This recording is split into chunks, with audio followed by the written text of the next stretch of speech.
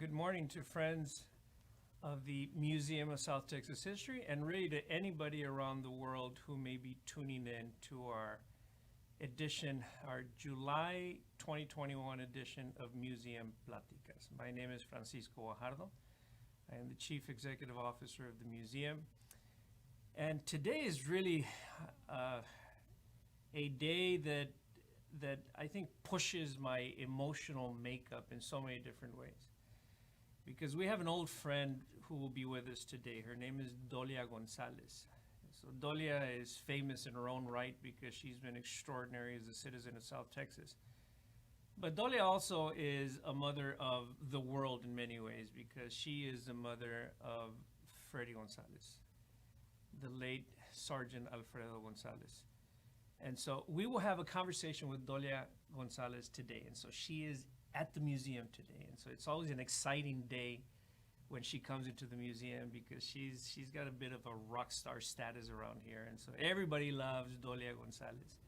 And so we're going to have a conversation with her. The conversation is very focused, however, today because about a year ago, Ms. González brought to us about 150 letters that her son Freddy sent from Vietnam during his two tours of duty. And so we will be going through some of the letters and having a conversation with her about the meaning of all this and how the letters, did something to her through the years, not only during the time that Freddy was sending the letters to her, but also in the post-Freddy days, how Freddy really never was post because Freddy continues to live with us today through his letters and through his mother and through just his heroism. We'll have a plática with her. Then we will go on break a little bit and then come back and have another plática with a teacher from Edinburgh North High School. Her name is Jennifer Torres Olmeda. Jennifer is a very accomplished teacher, and she also happens to be a teacher who will represent an initiative that the museum has been involved with called Historias Americanas. It is a grant that the University of Texas Rio Grande Valley received a few years ago from the U.S. Department of Education to do teacher development. And so Jennifer is really, I think, a representation and a great example of how teachers are working on themselves, specifically through this one grant. So when we come back, we will have Dolia González with us. And so we are very happy that you are with us today.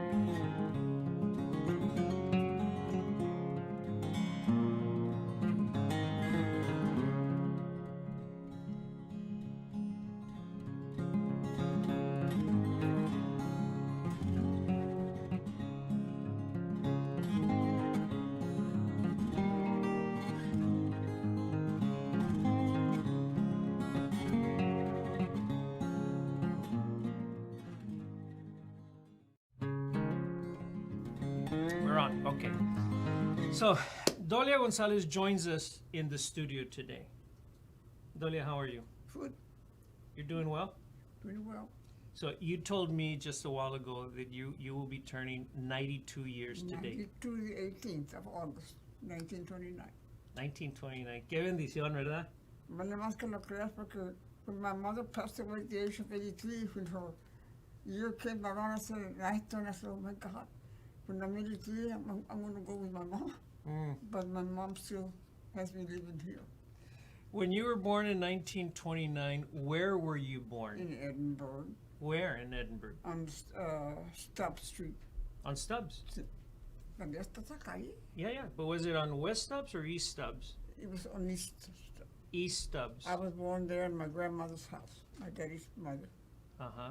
And did a midwife come to the house to help in the A delivery? doctor, we had an old Dr. Slater. Really? How about that? In 1929. And the first thing my grandma did, instead of seeing if the baby was fine, she went to check my little fingers. This is where my daddy had it.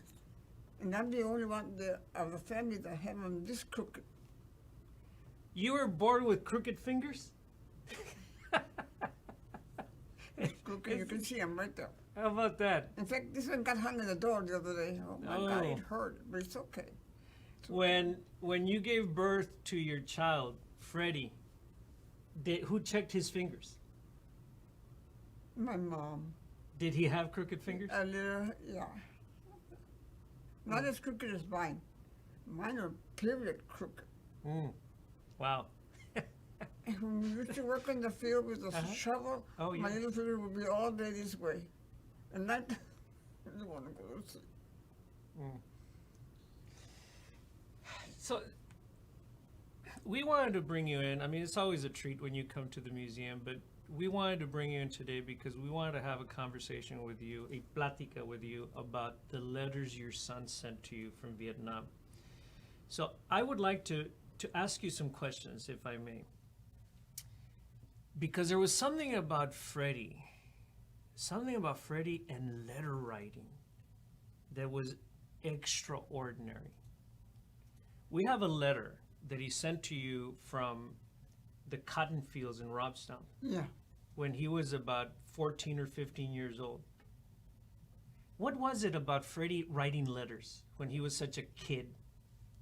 And they used to work together, people and everything. And they said, people always told me, I would be on a cotton row all day and Freddie would go back and forth, back and forth. They were good cotton pickers. And they liked for them to go work when the cantaloupe, when the season came, in the watermelon. They would look for those two boys, my nephew Arturo and my people. I said, we would be all day in one row. And then at night, Freddie would go and write a letter. Because he wrote letters to you. Yeah. But what was it? Were you a letter writer also? Or Yes. You were a letter writer? Yes. So tell me about that. ¿De dónde salió eso de escribir cartas? ¿De quién? ¿De dónde salió? De mí, yo creo, mi mamá. And he wrote to my mama in Spanish, which I don't even know how to write in Spanish. Well, how did Freddie learn how to write in Spanish? Well, Freddie had a Spanish teacher. Oh. Mrs. Prudencio Guerra's wife. I can't think of her name right now. She was a Spanish teacher to Freddie. He said, let him sleep because he's a football player. Oh. Yeah. So the day that I was notified of his death, I looked at the corner where I had already met a lot of people, but there was Judge Bear and Judge Prudencio, and I said, why is he here? Well, his wife was Freddie's teacher. I see. Now you're talking about 1968. You're going way up to 1968, Yeah. and she had been Freddie's His teacher, he graduated in 1965. in 65 from Edinburgh High School. He was born in 1946, is when you gave birth to him. What day? May the 23rd, 1946. So he would have turned 75 just a He couple did. months ago. Yeah, 75. 75. I called you on that day. Eh? I called you on that day. Do you remember? I called you and you said to me that it was a day of celebration. 75. I remember, can I tell you this before we go any further? When he was in high school, they had a football practice at night, Coach Shaker. But every Wednesday in the morning when I would go to work, he said, Mom, remember the boys are coming tonight. I had about 20 boys, and I would be making supper, and then Tommy Luna just passed away almost a year. So he was very sick, and I went to see him at the hospital. And I asked him, I said, Tommy, did you really go to my book? He said, yes, because the next day we didn't go, Coach Shaker would. Coach Akers, Fred Akers. He was their football coach. I have a picture that I should give to you so you could put it with him, with Coach Shaker. He came down about a couple of years back. He already passed away this year. And we had a dinner, and he requested that I take a picture with him. And I was thinking, what am I going to do with that picture? So I need to bring it to you so you can put it for Yeah, we'd love to see it. And Fred Akers, of course, would become a legendary football coach at the University of Texas and all that. Let me get to some of the letters, okay? Because there's some patterns here in the letters that he wrote to you. And by the way, what you brought to us, or what I went to your house and picked up, was about 150 letters that you had in a cardboard box at your home. I would see that every time I got a letter and I had that box right there, I would drop them. In that box.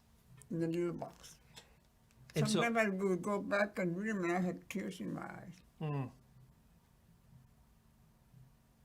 So whoever goes through life like I've gone,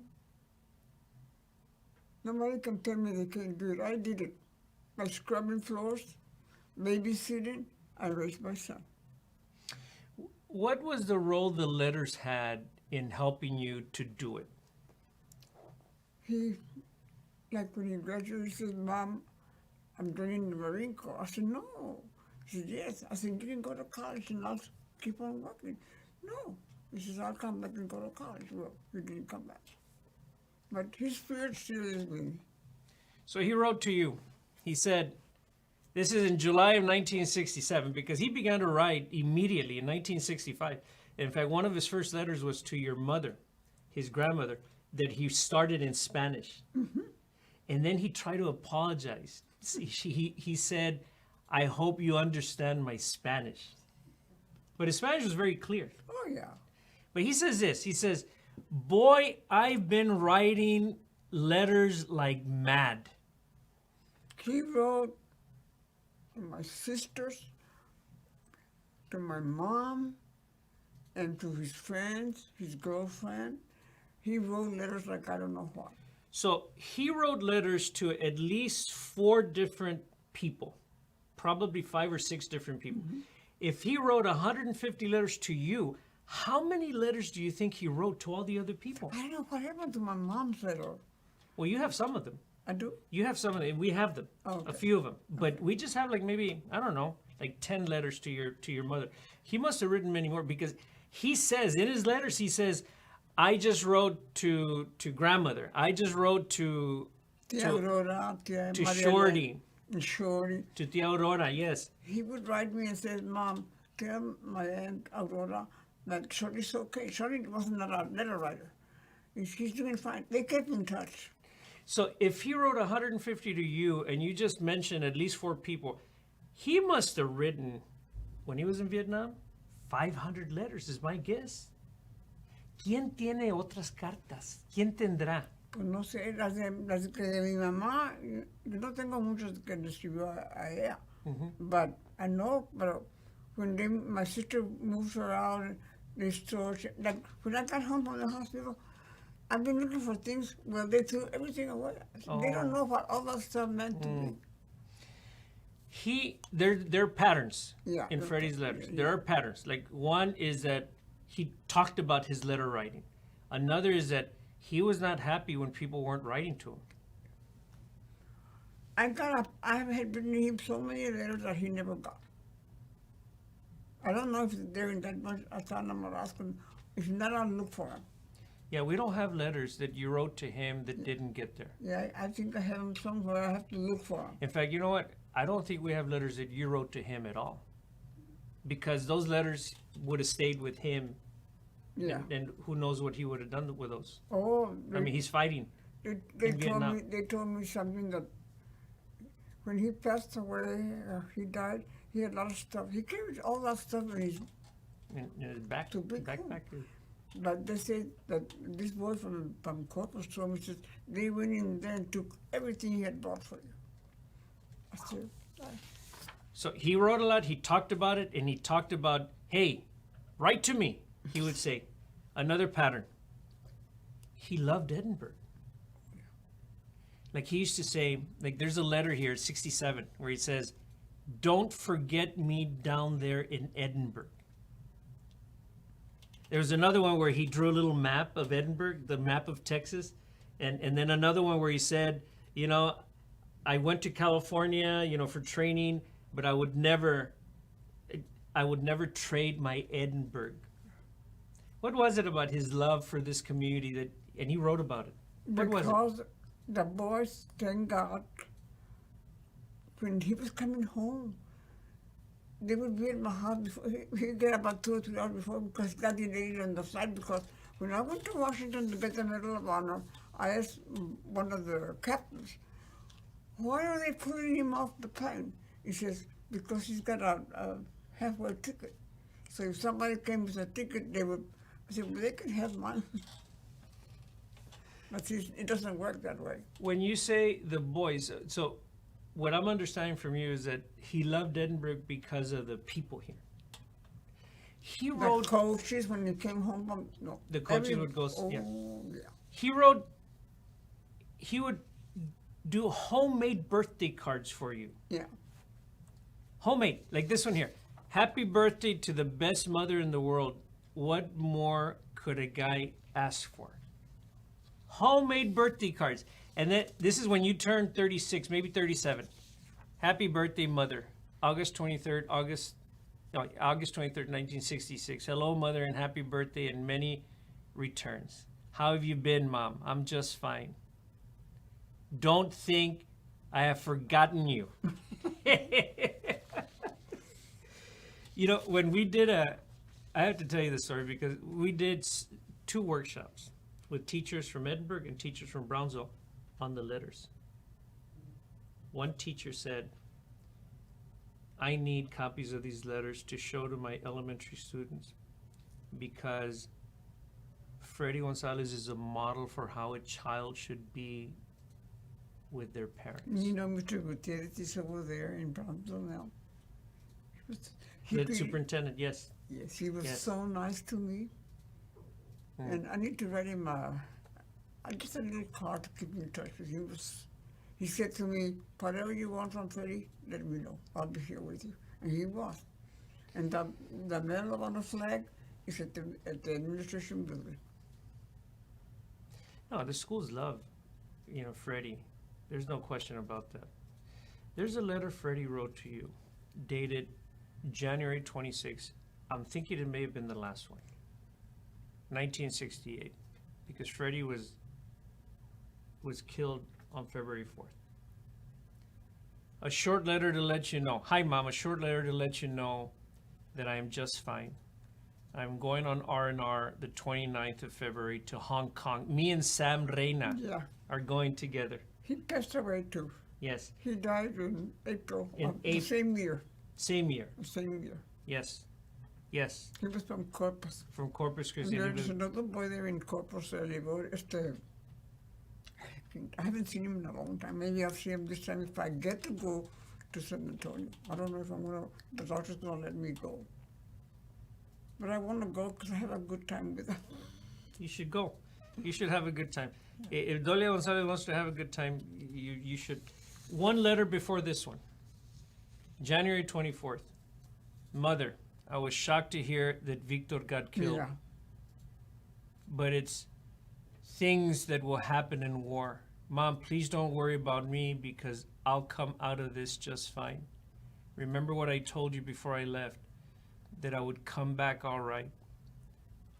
I hope all the people back home remember Victor because he didn't give his life for nothing.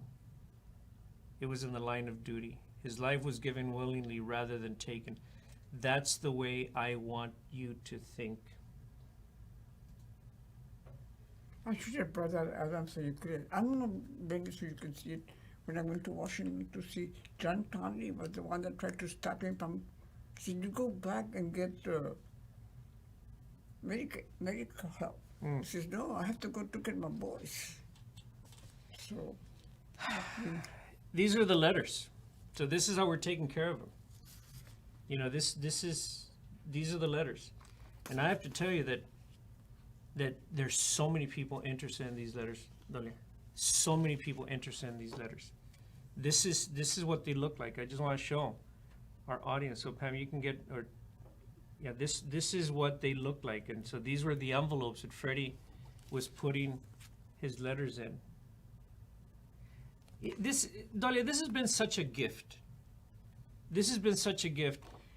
Another teacher said, she's a teacher at Freddie González Elementary. She said, we mostly know about Freddie González as this hero who gave his life for his country. I had no idea about that side of Freddie, his tenderness, the care and the love, the humanity. She said, because of the letters, now I have a more complete picture of Freddie González. you know who the teacher was? Esmeralda se llama. And you know, she may have taught Freddie González at some point, but then, and another person who said that was the principal. The principal, Naida. I haven't seen her. She was on the workshop, and she was super excited. What else do you have to say, Dolia, about the letters? Tell the world. That is part of my life that I have to live on with until the day I die. Well, on behalf of the world, on behalf of this community, and on behalf of the Museum of South Texas History, we just want to thank you in the most heartfelt way, because you... Well, I thank you, and also I thank Shan Rankin was very important in a lot of this. Yeah, and she was very important in my... She was I need to call her. I call her once in a while. I guess she's busy with her husband. He was pretty sick too. He fell down and broke his, I think he's... Oh my God.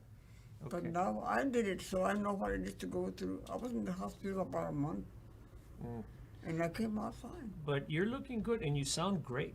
Lo único que es que no engordo. No? Peso 81 pounds. 81 pounds. But I don't think I'm going to gain no more weight. I'm going to be this way. Okay.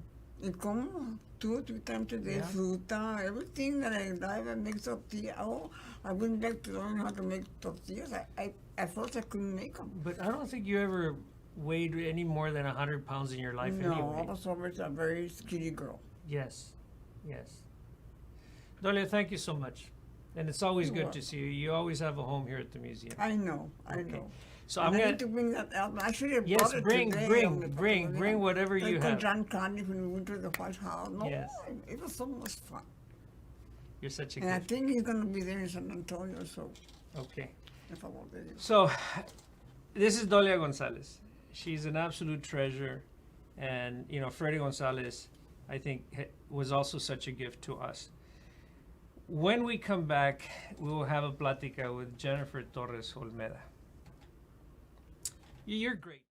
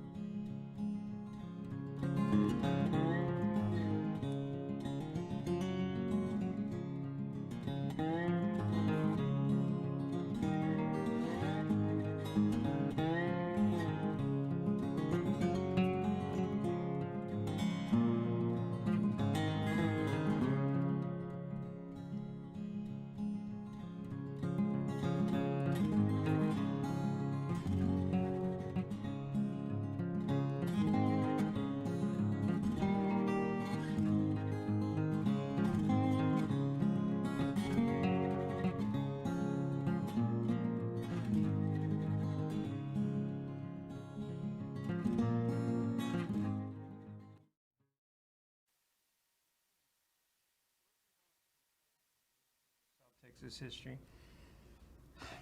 Jennifer, how was that with Dolia González, having a conversation with Dolia? What were you thinking as you were sitting over behind the camera? Just how amazing she is, really.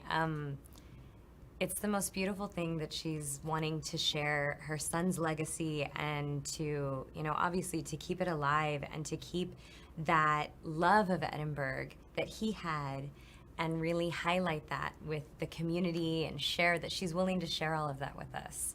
And so I'm just look at her in awe, to be quite honest. Yeah, She's I mean, amazing. what are the descriptors, right? What, to describe somebody like Dolia who's, I mean, she lost Freddie when she was maybe 38. She's 92. And the grace with which she does all of this is impressive. Absolutely. So, okay, who are you? So, tell the world about Jennifer. Where are you from? That sort of thing. What do you do? I am a native of Edinburgh, so I am from Edinburgh, Texas. I come from a family of educators. I went to Florida State University for my undergrad and then wandered around for a bit, found my way home, and just recently graduated from the University of Texas, Rio Grande Valley with my master's degree. So I'm so happy to be back and to have my family here and to be able to raise my children here. It's really a blessing to be able to do so. Who's your father? Jesus Manuel Torres. He is also a teacher, or he was a teacher. He's now retired. He taught in the elementary.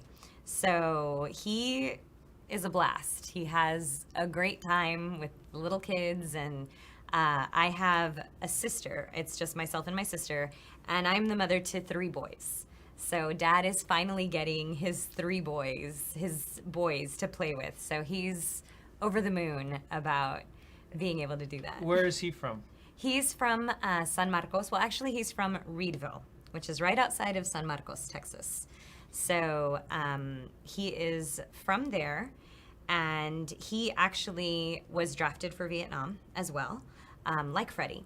So he was drafted for Vietnam. He spent time in the service, and then when he came back, he utilized his benefits to be able to go to college.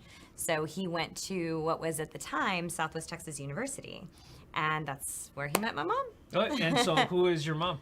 So my mom is also an educator. She taught in the high school level for a long time.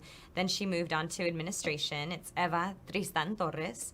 And she was the first dean of instruction at Edinburgh North High School. She opened up Barrientos Middle School, and then was also the founding principal for Robert Vela High School, and moved on to central administration, where she was the assistant superintendent for curriculum and instruction. So she moved from there to the university. She was a professor there for a while, as well as the head of the principalship program, and now she is consulting with the district again, and she's having a blast. Hey, was it a lot of pressure growing up as a daughter of Eva Torres?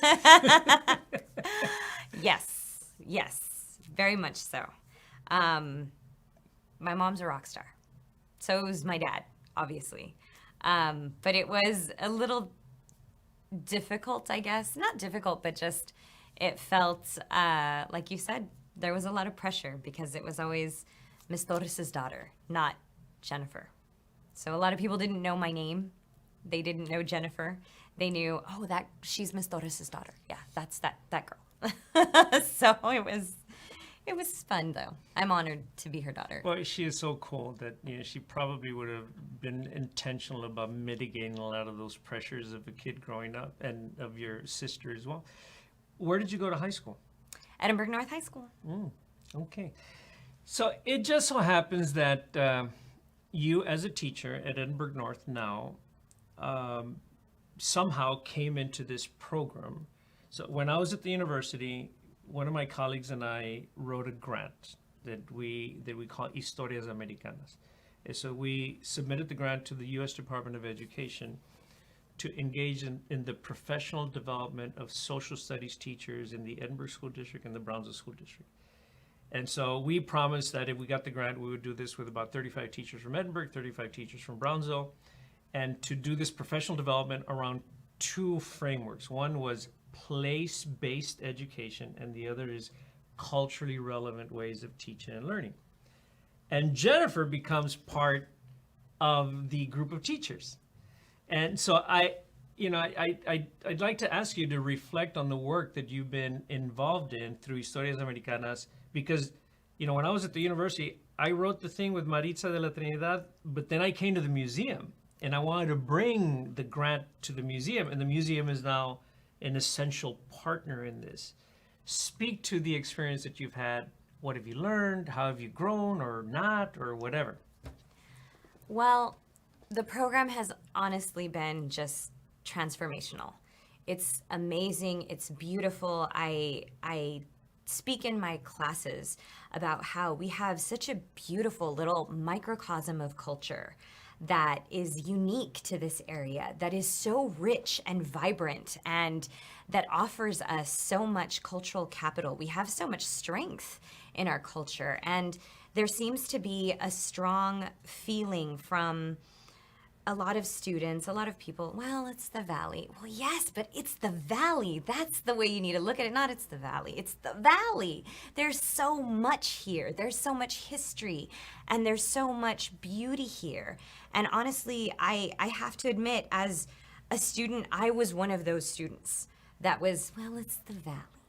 And upon coming into the program, I just discovered the wealth that we hold here in terms of the locations and the history that's here. And I already had a lot of pride for my culture, but it just feels as if it's exponentially grown through the program. And I love the fact that I've been able to share that with my students, because it's lent a lot more relatability to the complex content that I work with my students. So being able to take them into a place where they're looking at AP level information and tie that to the Hidalgo Pump House, tie that to, okay, look, this is a vocabulary word that has a Latin base. Well, guess what? You're bilingual. You know Spanish, which is a Romance language, which has Latin built into it. So what do you think this word sounds like? And having the kids figure out things like that, having them realize that living in this beautiful place that we're blessed to have, living here is nothing but a strength, and a strength that they can pull from and that they can utilize to really relate to this higher level material. It's amazing. I love it.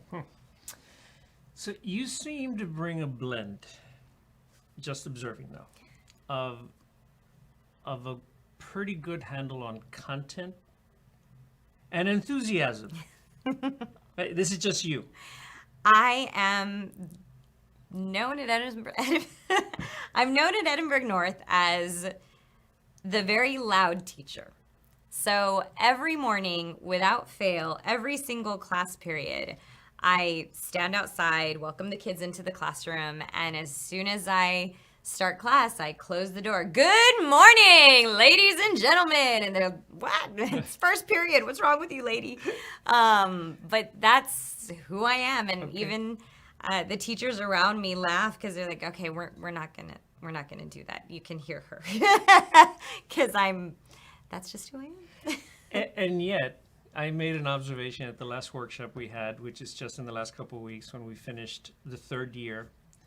I said, Jennifer, would you, and this was on Zoom, so there was 65 people on there, and I said, Jennifer, we don't hear from you much, but when we do, like, you say a lot. So what is that about? That in the professional development work, you tended to be kind of, behind the scenes type of person. What was that about? I have to admit, I am exuberant in my content and such, but when it comes to a setting like professional development, to be quite honest, I do feel a little bit intimidated. I do get nervous. And I love the content, I love the information, but I'm a student again. And I know that as a student, I loved content, I loved learning things, but I would be a little shy, I would be a little quiet about things. There were always nerves, but the types of things that we do in Historias Americanas really, I feel, give life and give a voice to those students that perhaps may be in the same position that I feel I am when I'm a student. You may not necessarily feel comfortable speaking out too much or wanting to say your ideas for fear of not judgment, but maybe for fear of being wrong. And then when you have a project, like for instance, we did our digital stories. In doing projects like that are a little bit more artistic and that allow you to have your voice and to express yourself in a different way, as opposed to everybody's watching you and everybody's listening to you at the exact same time. What did you do your digital story on? I chose to pay tribute to the very strong women that I have in my family and their legacy. Wow. So in readying for that, part of the professional development was about having teachers understand their own story. Because the theory is that if you have the skill set of understanding your story, you can probably teach that skill set to students so that they can explore their own story. So as you readied for that, what was that like? Did you feel like, oh my God, this is really high stakes? Or did you feel like, oh, this is a piece of cake? What did you go through in readying to tell the story? So initially, the assignment was, I believe, if I remember correctly, they spoke about integrating the place-based as well as the cultural significance of our stories. And it's difficult for me because both of my parents are not from the Valley. My mom is from Sabinal, Texas, a tiny little town outside of San Antonio, and my dad is from Reedville, outside of San Marcos. So growing up, it was always referred to as that was home. And so we would go there on weekends, we would go there every summer. And so it was difficult for me to really align the place-based. And I thought, you know what? It doesn't matter where I'm from. The where is not as important in terms of the physical location. Where I'm from stems from the people that have brought me forth to be who I have become today. That's where I'm from, really. When you really look at it, that's where I'm from. And it can't be placed on a map. And so, and then again, the place that we live in, the Valley, has had a huge impact on who I have become, on the type of people that my mother and my father have become as well. And so I thought, you know what, I'm going to take it from that perspective. And we were talking about culture, and I just started thinking about all of the different really strong women that we have in our family on both sides. So how about if we cue it up and show it so that people can know what we're talking about? Okay, so let's see if Pam can cue it up. So the title of the digital story. She gave me wings. She gave me wings. Mm-hmm. Okay, and so they gave me wings. They gave me wings. Yes. Okay, all right, let's enjoy this. It must have been cold there in my shadow. These hands have held Grandma's yellow newspaper clippings, carefully snipped and saved in her canasta. These hands have lifted crying children and hoisted boulders upon high. These hands have cradled wrinkled newborns, gently caressing their papery pink skin, so vulnerable and pure. They have reached down into the earth of California, yet buried roots deep in Texas, fingernails still caked with California sand. They have worked side by side with Mama in classrooms and kitchens, boardrooms and nurseries. These are the hands that hold determination and faith. These hands taught me to be bold, yet cautious, steadfast, but yielding. These hands hold hers, veins and tendons pushing up against caramel-colored skin, long, thin fingers curling around mine own. These hands hold her story, their stories, of a brave woman smuggling daughters across borders hidden beneath hay, of a persistent woman teaching herself to read in 2 languages despite only attending 1 day of school, of a driven woman blazing her way to a doctorate in honor of her papi's fight for her education, of an empowered woman blessed with opportunities and wings that enable her to fly. These hands are coffee with a hint of cream, graceful and blundering, elegant and worn. These hands are mine. You are the wind beneath my wings. Thank you, thank you, thank God for you, the wind beneath my wings. It must have been cold there in my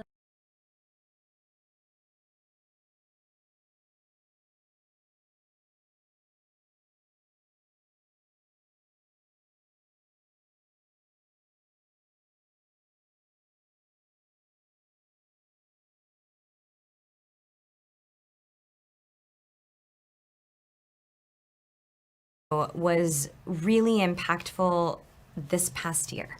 This past year, as we all know, was a very difficult year for everybody. But we were teaching to a lot of dots on a screen in a lot of instances. And one of the biggest difficulties was engagement of the students, because it was difficult to see if they were even there.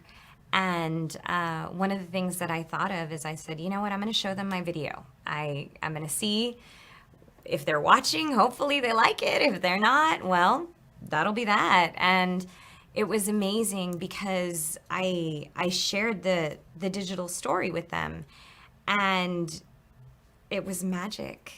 It was magic. All of a sudden, one of my students turned on her camera. I'd never seen the little girl before. She turned on her camera and she just looked at me and she, Mrs., is that really about you?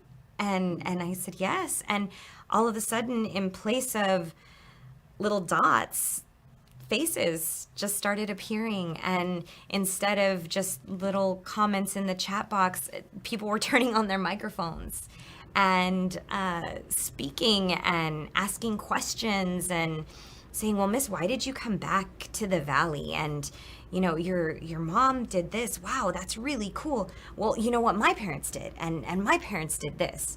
And so that led us into conversations about population, conversations about migration, about change over time and industrialization and the effects of population in an area.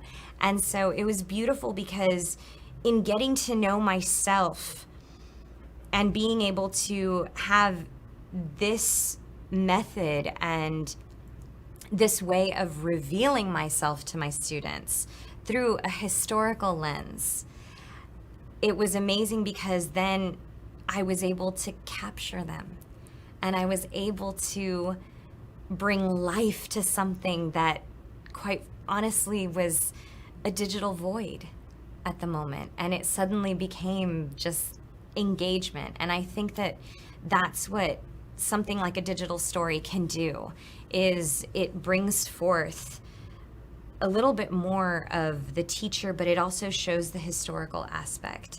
And then it also awakens the students with ideas of, oh, this is how this connects to this. And this is how we can, oh, Miss, do you remember in your story you talked about this? That's kind of like when we talk about chain migration. That's kind of like when we talk about how populations change, how their birth rate changes over time. And it's like, yes, yes. So it was very exciting. It was awesome. It revealed and it unlocked, it seemed, so much. How long have you been teaching? I have taught for 10 years. 10 years. This will be my 11th. what kind of personal revelation had you done previous to this story with your students, say in the previous 10 years? So we would talk about the past. I would try and play games with them. I would try and make connections to things that were more commonly known by them. So a little bit more popular culture, things like that. But in doing Historias Americanas and in gaining a larger appreciation for the culture, for the area, it was amazing because I feel as if that part really made a big impact in terms of getting the kids to relate even further. So now you're not relating just because I talked to you about, oh, think about a silly story that you saw on the news, or think about something that you saw with your favorite celebrity. Now it's, let's think about the place that you grew up. Now let's think about the place that you've known all your life. Let's talk about those things. Let's talk about the issues that are happening here and now that you're living through. So what I'm hearing from you is a much greater sense of meaning and relevance and pertinence and connection. And so it's part of the development of the self and of the teacher. And so it sounds like you've gotten something out of it. Absolutely. That's terrific. So I think from our end, Jennifer, what we're attempting to do, and the role of the museum, is that we want the museum to be much more consequential in the development of the community, of its identity, of its sense of self historically. But we want to be consequential as well in the development of teachers, because really, teachers are the most important people in the community. And so to the extent that teachers can be much more embedded in the life of the museum, we think that teachers can be embedded in their own lives as historical beings. So that's kind of like the purpose here. And it sounds like with you that we've got a really good success story. So Jennifer, thank you so much for being here today. I don't know if you have any last words before we sign off that you may want to impart. Just thank you. Thank you so much. Thank you for giving me the opportunity not only to speak to the wonderful nature of this program, but also to be able to experience the Valley in a way that I had never done before. I'm so proud of our Valley, and I'm so proud of our people.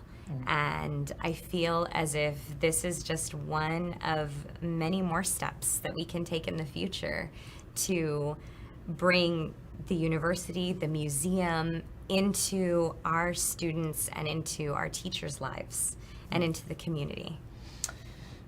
So as I sign off and I talk to our audience, when Freddie was writing, I hope they don't forget me in Edinburgh, when Freddie was saying, you know, how's good old Edinburgh, Mom? It sounds like in different generations, you know, Freddie had this sense of place, just like Jennifer has this sense of place. She's always had it. I think Freddie always had it. I think that our purpose here is how we can cultivate that in more and more and more people. So on behalf of the Museum of South Texas History, I want to thank you, Jennifer. I want to thank Dolia González. Two incredible women that we had today. Oh my God.